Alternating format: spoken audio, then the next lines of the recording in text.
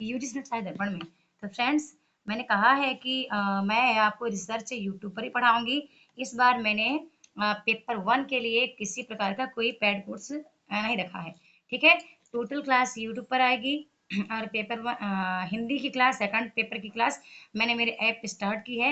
App पर 25 जून से, ठीक है, 25 जून से लाइव क्लास स्टार्ट की जा रही है, जहाँ पे आपको monthly mock test, weekly mock test, unit wise, ठीक है, साथ में 7 ईयर के ओल्ड पेपर विथ एक्सप्लेन मेरे द्वारा दिया जाएगा।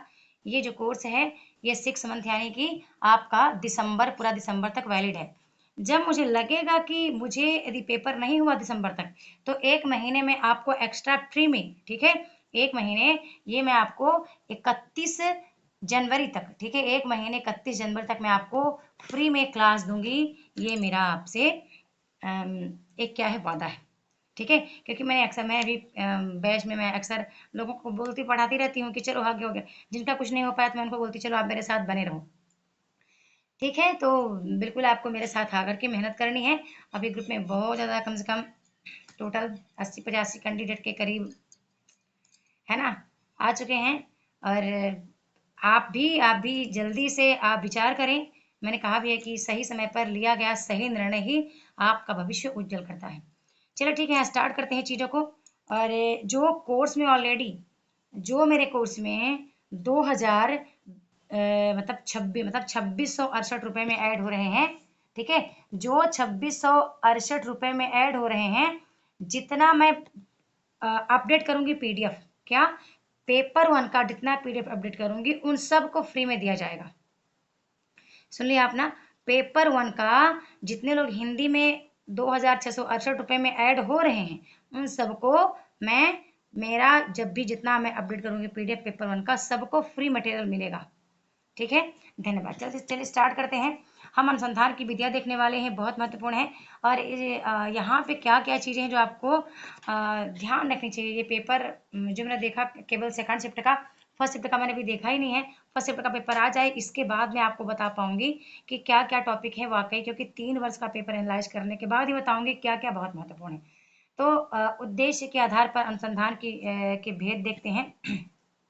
तो पहला है खोजपूर्ण अनुसंधान, जिसको अन्वेषण भी बोलते हैं। दूसरा है वर्णनात्मक अनुसंधान, इसको खोजी हुई घटना का वर्णन करना, ठीक है।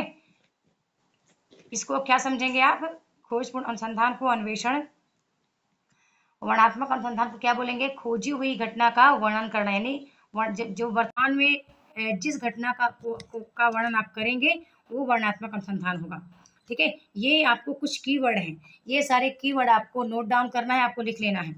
सहसंबंध अनुसंधान किसको बोलेंगे, जब दो चर के बीच संबंध हो, जहाँ पे कारण और प्रभाव नहीं के बराबर हो, मतलब कारण और प्रभाव दोनों ही नहीं है, ठीक है, वहाँ पे सहसंबंध अनुसंधान होगा। प्रायोगिक अनुसंधान आप जानते हैं, प्रयोग करना, ठीक है, अप्लाई करना, मतलब प्रयोग करना का मतलब एक्सपेरिमेंट करना, ठीक है, यहाँ पे अप्लाई करना नहीं होता, प्रयोग करना, ठीक है, एक्सपेरिमेंट करना। अगला है व्याख्यात्मक अनुसंधान, क्या बताता है कि चीज़ें क्यों होती हैं और यहाँ पे कारण और प्रभाव की व्याख्या करता है, ठीक है। आप समझ रहे हैं कि व्याख्यात्मक अनुसंधान में यह बताता है, व्याख्यात्मक अनुसंधान, कि चीज़ें आखिर क्यों हो रही हैं, ये कारण भी बताएगा, प्रभाव भी बताएगा। लेकिन सहसंबंध अनुसंधान में दो चर के बीच कारण और प्रभाव नहीं देखा जाता, ठीक है, यहाँ कारण प्रभाव नहीं के बराबर है, नहीं रहेगा, और यहाँ दोनों ही देखा जाएगा।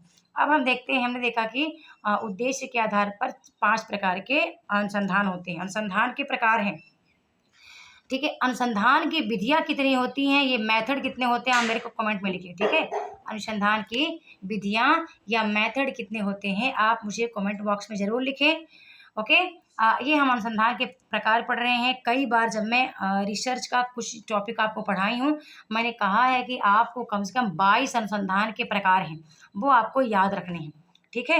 22 प्रकार के अनुसंधान होते हैं, अलग अलग टाइप से, अलग अलग मेथड से, अलग अलग विधियों के ही अलग अलग अनुसंधान के डिफिनेशन या फिर टाइप निकल के आते हैं। तो मुझे आप बस इतना बताना कि कितने प्रकार के अनुसंधान की विधियाँ हैं। अब जब आगे चलते हैं, परिणाम के आधार पर देखते हैं, तो हम देख रहे हैं कि परिणाम के आधार पर जो अनुसंधान की विधियां हैं वो मूल या मौलिक अनुसंधान है, ठीक है। इसी को बेसिक या फंडामेंटल रिसर्च भी कहते हैं, व्यावहारिक अनुसंधान है, इसको अप्लाइड रिसर्च भी कहते हैं। मतलब जो चीज़ें यहाँ पे लागू होती हैं, ठीक है, जो यहाँ पे समस्या आती है मौलिक अनुसंधान में, इसको मौलिक अनुसंधान, मूलभूत अनुसंधान, बेसिक रिसर्च, फंडामेंटल रिसर्च कहते हैं। जो समस्या यहाँ पे आती है उसी का समाधान यहाँ पे किया रहता है, ठीक है। आपने मानो यहाँ पे समस्या की खोज कर ली है ना। मैं कई बार आपको बता चुकी हूँ एग्जाम्पल कि किसी अस्पताल में तंबाकू से पीड़ित बहुत मरीज हैं और उनको कैंसर हो गया है, तो आपने इनको देखा, ये कैंसर के जो मरीज हैं, आपने ये रिसर्च कर लिया कि जो कैंसर पीड़ित मरीज हैं वो तंबाकू का अधिकतम सेवन करने से हुए हैं। लेकिन अब आप देखेंगे कि इनकी समस्या तो आपने पकड़ ली कि जो मरीज हैं इनको समस्या क्या है कि तंबाकू का सेवन या इन्होंने जो भी पदार्थ ऐसे कुछ हैं नशीली पदार्थ हैं उनका सेवन किया, सिगरेट वगैरह का, तो ये इनको कैंसर हुआ, ठीक है। अब आपने जब ये समस्या पकड़ लिया तो ये हो गया क्या, मौलिक अनुसंधान। जब यहीं पर आप क्या करेंगे, जब इसका समाधान ढूंढ लेंगे कि ये इन कैंसर पीड़ित मरीजों को कैसे ठीक किया जाए, तो वो हो जाएगा अप्लाइड रिसर्च, ठीक है। वही होगा व्यवहारिक, क्या इसको अप्लाइड रिसर्च भी बोलते हैं, ठीक है। अच्छा, इसके बाद कार्यवाही परक शोध भी होता है। तो यहाँ पे परिणाम के आधार पर 3 शोध हैं, मूलभूत या मौलिक शोध, व्यावहारिक शोध और एक कार्यवाही परक शोध। अब हम देखते हैं कि तर्क के आधार पर कितने शोध होते हैं, ठीक है। तो तर्क के आधार पर हम जानते हैं कि 2 ही होते हैं, एक आगमनात्मक रिसर्च और दूसरा है निगमनात्मक रिसर्च। बहुत महत्वपूर्ण है, इसको जरूर ध्यान रखें। अब हम देखते हैं कि प्रक्रिया के आधार पर कितने रिसर्च होते हैं। तो प्रक्रिया के आधार पर मात्रात्मक अनुसंधान और गुणात्मक अनुसंधान, ठीक है। अब यह ध्यान रखिएगा, ये उद्देश्य के आधार पर आपने देखा, ठीक है, आपने तर्क के आधार पर देख लिया, फिर आपने परिणाम के आधार पर देख लिया, अब आप प्रक्रिया के आधार पर आपने देख लिया। अब आपको देखना है कि खोजपूर्ण अनुसंधान क्या होता है, ठीक है। आपको क्या देखना है कि खोजपूर्ण अनुसंधान किसको बोलते हैं, ठीक है। ध्यान रखिएगा, पेपर में बहुत आता है, आपके जितना पेपर में आता है उन्हीं सब चीज़ों का यहाँ पे जिक्र हो रखा है, ठीक है। तो हम देखते हैं कि यह उचित कार्यवाही निर्धारित करने के पहले चरण के रूप में आयोजित किया जाता है। कौन, खोजपूर्ण अनुसंधान। यह शोध एक ऐसी समस्या के लिए किया जाता है जिसका अधिक स्पष्ट रूप से अध्ययन नहीं किया गया है या इसका वास्तविक दायरा अस्पष्ट है। खोज कब की जाएगी, जब उसका किसी प्रकार की कोई समस्या स्पष्ट नहीं है, अस्पष्ट है, ठीक है। देखो क्या है, मतलब वो आपको सामने नहीं दिख रही है, जो मतलब अदृश्य है उसको आप देखने जा रहे हैं, उसकी आप कल्पना करके, आपने परिकल्पना करके और उसको आप प्रत्यक्ष निकालना चाहते हैं, तो वो है क्या, खोजपूर्ण अनुसंधान है। आगे बात करें, यहाँ पर क्या होता है, परिकल्पना परीक्षण के बजाय परिकल्पना का विकास होता है। मतलब आप जब खोजपूर्ण अनुसंधान करेंगे, जो आपने परिकल्पना बनाई है वो तो आपको केवल परिकल्पना के परीक्षण ही नहीं करना है, बल्कि उसका विकास करके उसको निकाल के दिखाना है, प्रत्यक्ष दिखाना है, जो मैं आपको बता चुकी हूँ। इसके बाद यह सर्वोत्तम शोध डिजाइन डाटा संग्रह पद्धति निर्धारित करने में मदद करता है। अब थोड़ा मैं आपको आगे ले चलूँ तो हम क्या देखते हैं यहाँ पे, हम देख रहे हैं कि इसका उद्देश्य क्या होता है। तो इसका उद्देश्य शर्तों को परिभाषित करना, ठीक है, पृष्ठभूमि की जानकारी हासिल करना, समस्या को स्पष्ट करना, एक परिकल्पना विकसित करना और उत्तर देने के लिए समस्याओं का विकास करना है। आगे देखते हैं कि समस्याओं को अधिक सटीक रूप में तैयार करना है, किसका, खोजपूर्ण अनुसंधान का उद्देश्य है। इसी तरह आपको हर रिसर्च का उद्देश्य पता होना चाहिए, कौन सा रिसर्च का क्या काम है, वो कब वर्क करता है, ठीक है। अनुसंधान के लिए प्राथमिकताएं स्थापित करना, अब व्यवहारिक विचारों को हटाना। हम आगे देखते हैं, अगला है कि अवधारणाओं को स्पष्ट करना। एक उदाहरण यहाँ पे दिया है खोजपूर्ण अनुसंधान का, बड़ा बढ़िया यहाँ पे उदाहरण है, आप प्रयास करने समझने का। और आपको पता है कि अभी जो रिसर्च है, रिसर्च में एक एग्जाम्पल के थ्रू ही आपको जो आंसर है, ठीक है, वो आंसर आपको निकालना होता है। जैसे कि इस बार भी आपने देखा है कुछ एक छात्र को लेकर कोई प्रश्न था सेकंड शिफ्ट में, जहां आपको रिसर्च की खोज करके बतानी थी, रिसर्च के बारे में बताना था, कौन सा रिसर्च हो सकता है। तो यहाँ पे हम खोजपूर्ण अनुसंधान का यहाँ पे एक एग्जाम्पल देखेंगे। एग्जाम्पल क्या है कि उदाहरण के लिए ऐसे परिदृश्य पर विचार करें जहां जूस बार के मालिक को लगता है कि जूस की विविधता बढ़ाने से ग्राहकों में वृद्धि होगी। हालांकि वह निश्चित नहीं है और उसे अधिक जानकारी की आवश्यकता है। मालिक यह पता लगाने के लिए खोजपूर्ण शोध करने का इरादा रखता है, इसलिए यह पता लगाने के लिए खोजपूर्ण शोध करने का फैसला करता है कि क्या उनके जूस के चयन का विस्तार करने से उसे अधिक ग्राहक मिल सकते हैं। या यदि कोई बेहतर विचार, मतलब यहाँ पे क्या हो रहा है कि खोजपूर्ण अनुसंधान के लिए आप क्या करेंगे, जब भी किसी समस्या को आपको स्पष्ट करना होगा तो कहीं ना कहीं आपको उसको बेहतर दिखाने के लिए कुछ प्रक्रिया अपनानी पड़ेगी। ठीक है, यहाँ पे केवल ये जूस बार का जो मालिक है अपनी जूस की क्वालिटी को दिखाने के लिए सोच रहा है कि क्या क्या क्वालिटी में हम चेंज करें कि बहुत से ग्राहक हमारे जूस बार पर आ जाएं। ठीक है, अब देखते हैं कि खोजपूर्ण अनुसंधान द्वारा निम्न विधि द्वारा किया जा सकता है। एक तो साहित्य खोज पेपर में आता है, ये चीज़ें कई जगह पे लागू होती हैं। एक तो साहित्य खोज के माध्यम से, दूसरा अनुभव सर्वेक्षण करके, तीसरा चयनित मामलों का विश्लेषण करके, है ना। आगे हम देखते हैं कि अनुभव सर्वेक्षण क्या होता है। ठीक है, ये भी आपके पेपर में कई बार आ चुका है अनुभव सर्वेक्षण के बारे में।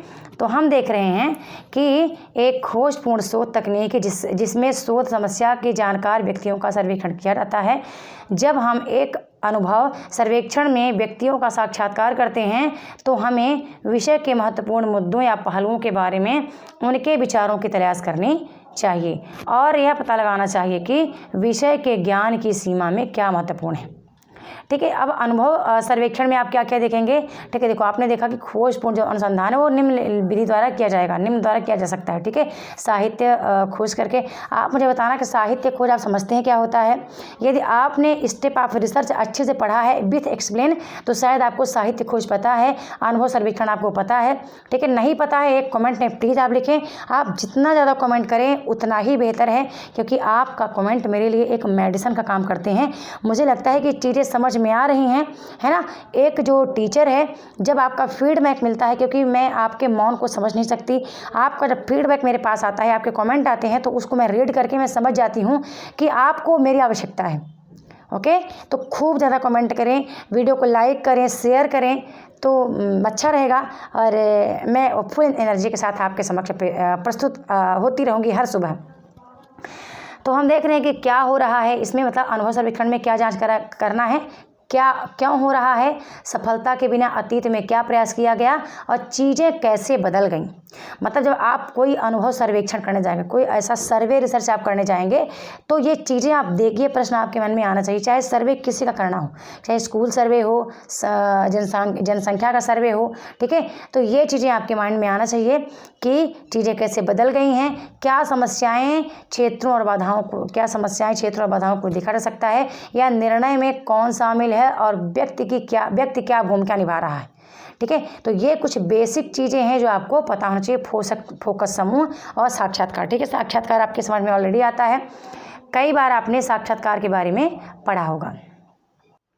प्यारे साथियों, अगला जो टॉपिक है हमारा वो वर्णनात्मक अनुसंधान है।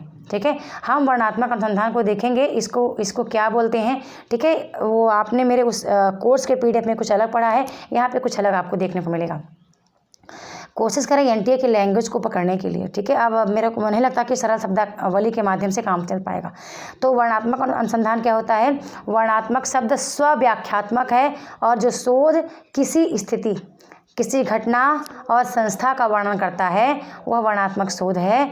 यह अध्ययन के समय मौजूद स्थिति की प्रकृति का वर्णन करता है। ठीक है, मैंने आपको वहाँ बताया था अभी मैंने स्टार्ट में, ठीक है, कि जहाँ आप देखेंगे कि जो मूलभूत अनुसंधान है तो वहाँ पे समस्या आपको मिल जाती है, लेकिन जब आपको समस्या का समाधान पाना है तो आपको व्यवहारिक रिसर्च पे उसको अप्लाई करना पड़ेगा।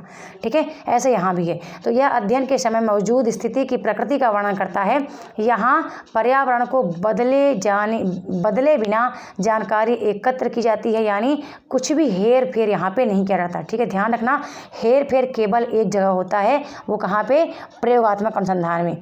लेकिन और बताओ आप, और कौन सा रिसर्च है जहाँ पे हेर फेर होता है, क्या क्रियात्मक अनुसंधान में या एक्स पोस्ट फैक्टो मेथड। ठीक है, घटनोत्तर अनुसंधान में भी क्या हेर फेर किया जाता है, कृपया आप मुझे कमेंट में ज़रूर बताएं।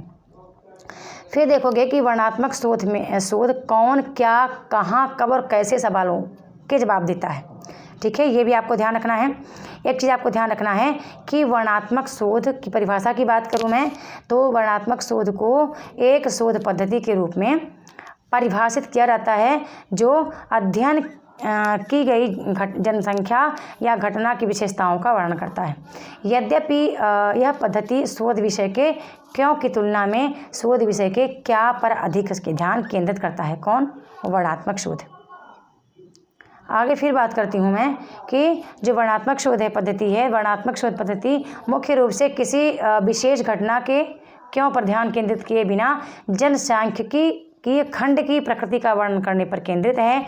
दूसरे शब्द में यदि बात करूं तो क्यों को कवर किए बिना शोध के विषय का वर्णन यह करती है। कौन? वर्णनात्मक अनुसंधान। यहाँ पे देखो एक बड़ा बढ़िया एग्जाम्पल दिया है। एग्जाम्पल का आप स्क्रीनशॉट लें और एक बार इसको आप पढ़ने का प्रयास अवश्य करें। ना समझ में आए तो भी आप मेरे को एक छोटा सा कमेंट जरूर। अगला जो रिसर्च है वो सहसंबंधी अध्ययन का है। तो एक बार हम देख लेते हैं कि सहसंबंधी अध्ययन किसको बोलते हैं। ठीक है, जैसा कि नाम से संकेत मिलता है, ठीक है, आप चाहें तो इसको वैसे भी स्पष्ट कर। सहसंबंध यानी एक का दूसरे से संबंध कैसा है, नेगेटिव है कि पॉजिटिव है। हम देखते हैं कि सहसंबंध अध्ययन का उद्देश्य यह पता लगाना होता है कि क्या दो चर या विशेषताओं के बीच अन्योन्याश्रितता का कोई संबंध है और ऐसे संबंधों की डिग्री का पता लगाना है। ठीक है, सहसंबंध अनुसंधान का मूल्य घटनाओं के बीच संबंधों की खोज करना है। इसके बाद क्या होता है कि वे हमें यह मापने में सक्षम करते हैं कि एक चर में भिन्नता दूसरे में भिन्नता के साथ किस हद तक जुड़ी हुई है। मतलब एक माइनस से एक प्लस के बीच की सीमाएं हैं बतानी, आपको पता है यहाँ पे माइनस और प्लस के बीच जो सीमाएं आती हैं वो यहाँ पे नहीं के बराबर ही रहेंगे। ठीक है, यहाँ पे किसी प्रकार का इनमें कोई मतभेद नहीं है सहसंबंध अनुसंधान में।